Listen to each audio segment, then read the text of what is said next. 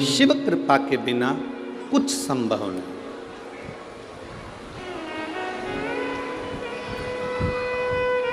अगर राम नाम लिखे पत्थर तेराए जा रहे हैं, राम जी महाराज को लगा कि ये समुद्र पार कैसे उतरा जाए, तो सेतु बांधा गया। भगवान शंकर की शिवलिंग की पूजन करी गई और पूजन करने के बाद उससे निर्णय निकला, पूजन से निर्णय निकला। आप शंकर भगवान को एक लोटा जल चढ़ाने के लिए जाते हो, प्रतिदिन जाते हो, तो तुम्हारे को कुछ ना कुछ निर्णय मेरा भोलेनाथ जरूर देता।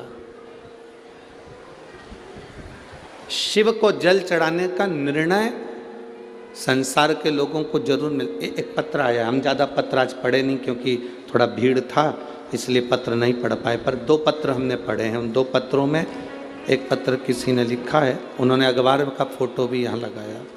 ज़्यादा पत्र तो आज हम पढ़े नहीं हैं।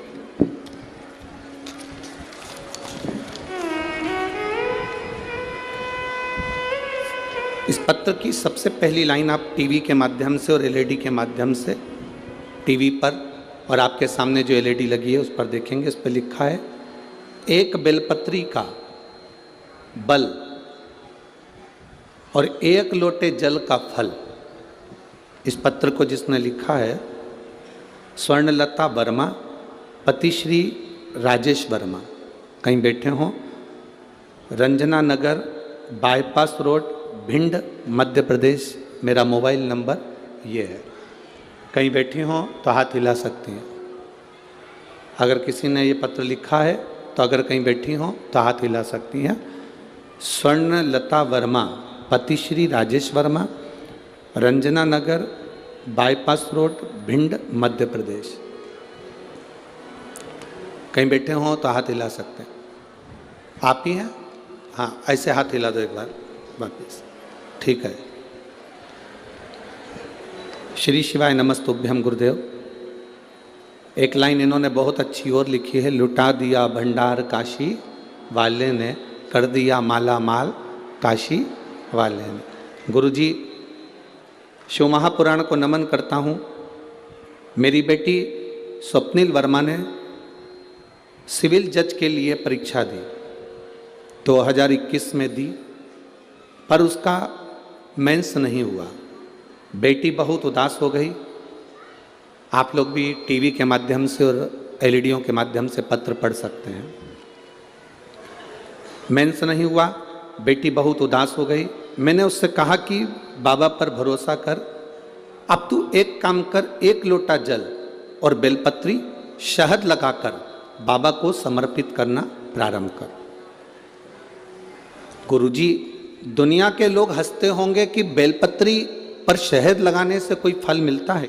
इस दौरान मैंने उससे बाबा से प्रार्थना करी, बाबा को नमन करा, कुबेरेश्वर महादेव का स्मरण करा। कथा पंडाल में बैठकर कथा श्रवण करी। दुनिया के लोग कहते हैं गुरुजी पंडाल में बैठकर कथा सुनने का फल क्या होता है। कोई मुझसे पूछे कि मैंने कथा सुनी अग्रवाल धर्मशाला में जाकर सीहोर में, और पशुपति नाथ का व्रत किया, बाबा का क्या बखान करूं गुरुदेव। मेरी बेटी ने पुनः फिर परीक्षा दी और 18 फरवरी शिवरात्रि के दिन बिटिया का रिजल्ट आ गया और मेरी बेटी 25 सितंबर को जज बन गई और उसको पोस्टिंग मिल गई। मैं बाबा को यहाँ नमन करने आया हूँ। आज मेरी बेटी जज बनी है और वो शिव की कृपा से, श्री हनुमंत लाल जी की कृपा से, बाबा की कृपा से बनी है। मैं बहुत बहुत नमन करता हूँ। एक बार हाथ हिला दीजिए। श्री शिवाय नमस्तुभ्यम। बधाई आपको बहुत बहुत, आपकी बिटिया को जज बनने की बधाई हो। बैठिए। शिव तत्व किसको कहते हैं? 1 लोटा जल भगवान की भक्ति का गुणगान, भगवत भजन खाली नहीं जाता। आप श्री ददरुआ धाम आते हैं, श्री बालाजी के दर्शन करते हैं, श्री हनुमंत लाल जी के दर्शन करते हैं, वहाँ प्रणाम करते हैं, नमन करते हैं, वो खाली नहीं जा सकता। इस पवित्र भूमि पर बैठकर आप भगवत भजन कर रहे हैं, वो खाली नहीं जा सकता। इतने संतों का आपको दर्शन हो रहा है, इतने गुरुजन का, इतने ब्राह्मण जन का आपको दर्शन हो रहा है, ये खाली नहीं जा सकता, कोई खाली नहीं। ए मेरी भिंड की जीजियों और मेरे जीजाओं, भले आपका बेग छोटा हो, आपका झोला छोटा हो, आपका पल्लू छोटा हो, पर मेरा महादेव बहुत मोटा है, देने में कमी नहीं रखता। तो देता है तो इतना देता है। देवता देते हैं पल्ला झाड़ के, और महादेव देता है छप्पर फाड़ के। वो सहजता में नहीं देता, वो देता है तो ऐसा देता है कि उसमें तुम्हारी भक्ति बस मूल है, तुम्हारा विश्वास मूल है।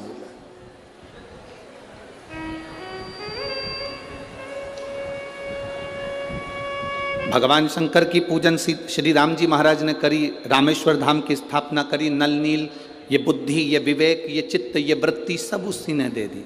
कहाँ दौड़ रहे हो? तुम्हारे पास में नल नील ऐसे बानर हैं जो राम नाम लिख के छोड़ेंगे, पत्थर का स्पर्श करेंगे और पत्थर तैर जाएंगे। तुम्हारे पास में वो बानर हैं जिनका स्पर्श करते से पत्थर तैर जाएगा। अब जरा विचार करना है आपको और हमको शंकर सुमन शिव महापुराण कथा का।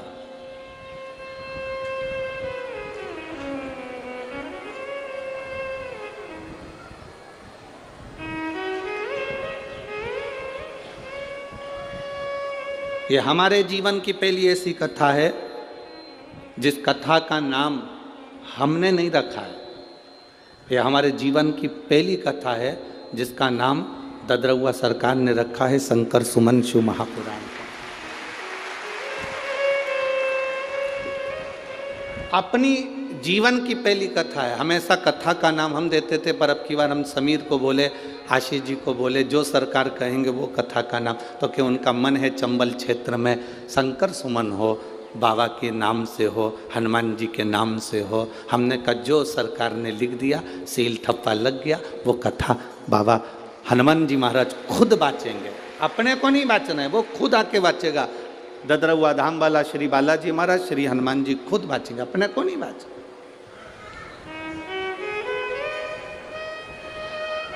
शिव कृपा जब होती है तब जीवन का एक आनंद प्रकट होता है।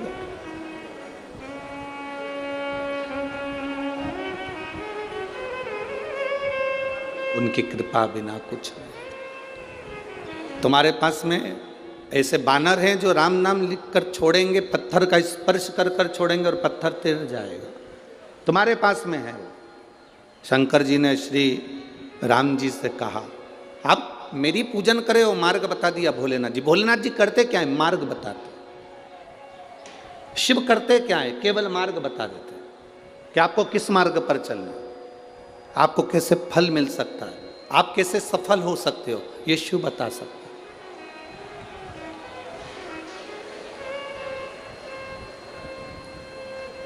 अब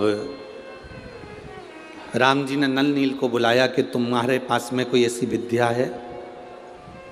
वो विद्या तुम्हें श्राप लगा था, क्योंकि तुम संतों के सामान को पानी में फेंक देते थे, वो डूब जाता था। तो संतों ने कह दिया जो भी चीज़ फेंकेंगे वो तैर जाएगा। कभी कभी श्राप भी दुआ का काम कर जाता है, श्राप भी आशीर्वाद का काम कर जाता है। आप में से कितनी माताएं बैठी होंगी, आप में से कितनी बहुएं बैठी होंगी, और आप में से कितने लोग आस्था चैनल पर कथा सुन रहे होंगे, फेसबुक यूट्यूब पर कथा सुन रहे होंगे, जिनके घर के माँ बाप उनको गाली बके होंगे। सास 24 घंटा बहुओं को कोसी भी होगी, गाली भी दी होगी, अपशब्द भी कहे होंगे, ताने भी दिए होंगे। पर कभी भविष्य पुराण को उठाकर पढ़ना। उस भविष्य पुराण में एक बात लिखी हुई है। आप अगर गीता प्रेस गोरखपुर की भविष्य पुराण पढ़ेंगे तो उसके 36वें नंबर के पृष्ठ को आप पढ़ सकते हो। भविष्य पुराण के अंतर्गत वर्णन किया, घर के बुजुर्ग, घर की माता, घर के पिता अगर क्रोध में आकर अपने बच्चे को, अपनी बहू को, अपने बेटे को, अपने पोते को, अपनी पोती को गाली भी दे देते हैं, अपशब्द भी कह देते हैं, तो घर के बुजुर्ग के मुख से निकली हुई गाली भी आशीर्वाद का काम कर जाती है और उसका कल्याण कर देती है। अब पत्थर तैरना चालू हो गए, पुल बन गया, रावण के पास सूचना गई और जैसे ही रावण के पास सूचना पहुंची,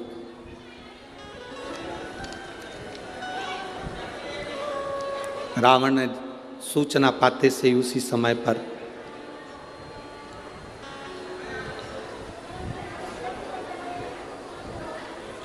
रावण के 3 पत्नियां थी। कितनी पत्नी थी? 3। 3 पत्नी से 7 लड़के थे। 3 पत्नी से 7 लड़के थे और एक रावण की लड़की थी जिसको स्वर्ण मच्छा कहा गया। अब आप कहेंगे गुरुजी ये कौन सी रामायण में से लिया गया है? तो आप अगर स्मरण करेंगे तो ये राम के रामायण, राम के रामायण का ये एक प्रसंग, बड़ा सुंदर प्रसंग है। महाराज, थाई और कंबोडिया में ये रामायण का बड़ा प्रचलन है वहाँ पर। तो राम के रामायण में लिखा, रावण की 3 धर्म पत्नियां थीं, उन 3 धर्म पत्नियों के 7 लड़के थे। 7 लड़कों में एक बहन थी जिसका नाम था स्वर्ण मच्छा, जिसको कहते थे स्वर्ण परी। रावण ने अपनी बेटी को बुलाया और बेटी से कहा, बेटी सुन, तू स्वर्ण परी है, मेरी बेटी है, तुझे मालूम है राम नाम लिखे पत्थर तैराए जा रहे हैं और पुल बांधा जा रहा है, कुछ ऐसा कर दे कि वो पुल ना बंधे।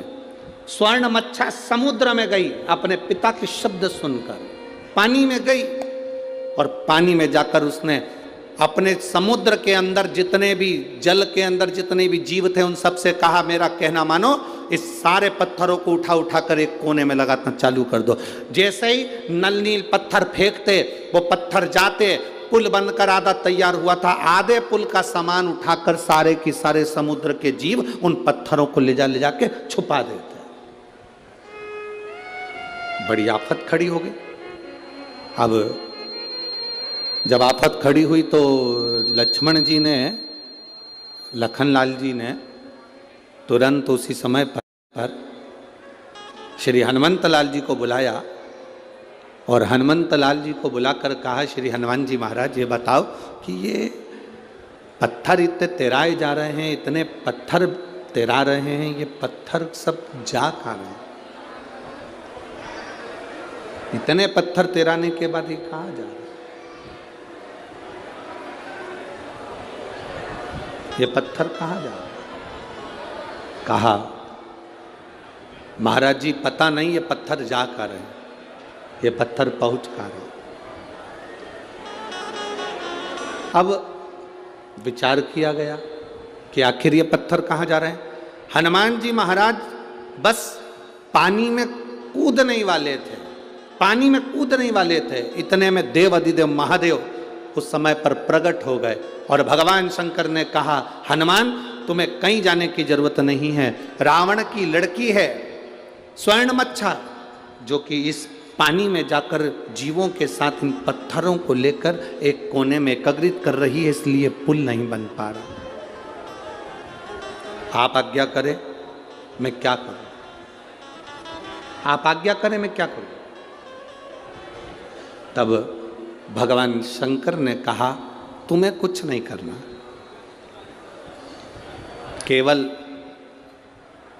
तुम्हें करना कुछ नहीं है, केवल एक काम करना,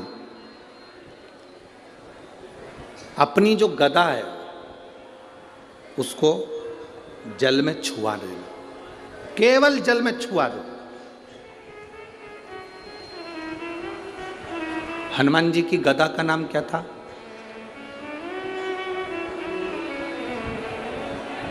जल्दी बोलो, जल्दी, सब मिलकर बोलो जल्दी से। भाई अपन कहते हैं कि राम जी के हाथ में धनुष था, अर्जुन के हाथ में धनुष था, परशुराम जी के हाथ में फरसा था, सब शस्त्र का नाम है। तो हनुमान जी के हाथ में जो गदा थी उसका नाम क्या था?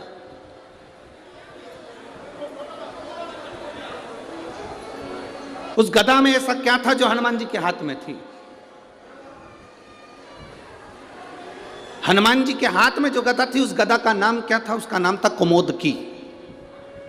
कौन सी गदा थी वो? जम के बोलो जरा, सबको याद होना चाहिए। कभी कोई प्रश्न करे तो आपके जीवन में वो उत्तर आपके सामने हो। कुमोदकी उस गदा का नाम था जो हनुमान जी के हाथ में थी। उसको कुबेर ने दिया था हनुमान जी, शिव जी के कहने पर। आप केवल उस गदा का स्पर्श समुद्र के जल में कराओगे और स्वर्ण मच्छा उस समय पर जैसे ही आपके सामने आकर खड़ी होगी तब आपको कहीं जाने की जरूरत नहीं। उस समय पर स्वर्ण मच्छा से आप निवेदन करोगे और अपने पिता के बारे में आप समझाओगे। स्वर्ण मच्छा आपके उन पत्थरों को छोड़ देगी। शिव क्या करते हैं? देवाधिदेव महादेव क्या करते हैं? शंकर क्या करते हैं? शिव महापुराण की कथा कहती है, जब जब जीव अटकता है, जब जब जीव परेशान होता है, जब जब जीव कहीं भटक जाता है, तब तुमने जो एक लोटा जल महादेव को समर्पित किया है वो जल तुम्हारे सामने मार्ग दिखाने के लिए आ जाता है। वो एक लोटा जल तुम्हारे सम्मुख में आ जाता है। वो एक लोटा जल तुम्हारे जीवन का सुख प्रदान कर देता है।